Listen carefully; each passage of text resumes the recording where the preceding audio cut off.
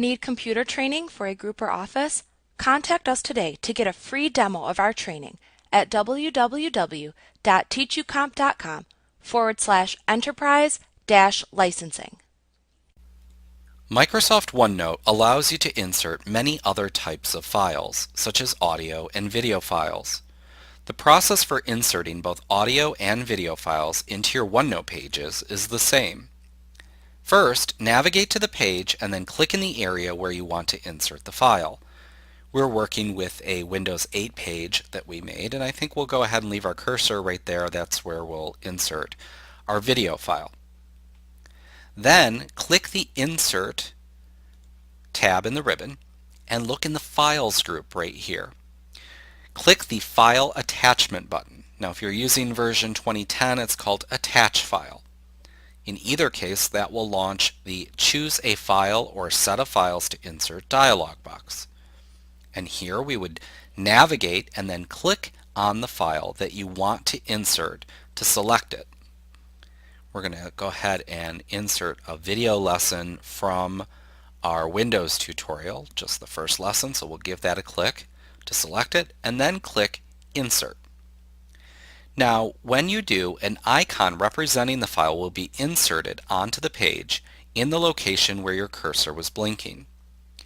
The icon is an object on the page, and just like with our other objects, it can be moved to a different location by clicking and dragging and then releasing to move it. Now whenever an audio or video file is inserted into a OneNote page, a new contextual tab appears in the ribbon called Playback, right up here. Give that a click and that will reveal the three groups that we have to work with. We have Recording, Playback, and also Options.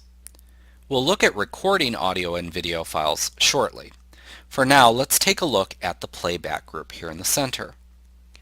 The buttons in this group control the audio or video file you have inserted, and the recording time here at the top will tell you how long the clip is. You have buttons to play, pause, stop, rewind in different increments, and also fast forward. However, you don't have to use the ribbon to access these controls. If you click to select an audio or a video file, a small toolbar will appear with the same controls for easy access, and you can use them here.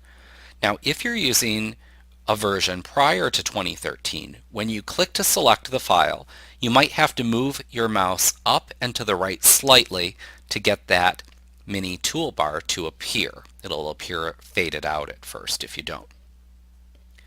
Now let's take a look at the Options group over here. One interesting feature of Note is that you can take notes when you are playing back recordings, or even if you are recording on the fly, and OneNote will remember where in the time code those notes were taken. Later, if you want to see any linked notes that were made while the recording was being made, you can click the See Playback button to highlight those notes. You can also control the audio and video settings of OneNote by clicking the button of the same name in the Options group of the Playback tab in the ribbon. In the OneNote Options dialog box that appears, you can adjust any of the available settings if you wish. For example, when you are playing linked audio and video files, you can set OneNote to rewind from the start of the paragraph by a specific number of seconds.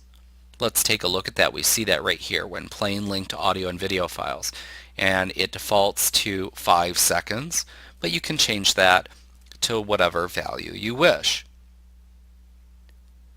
You can also change audio and video recording settings in this dialog box by using the various drop-downs that are available below. Finally, you can select the checkbox next to Enable Searching Audio and Video Recordings for Words. This is a neat feature that we'll take a look at later in the course.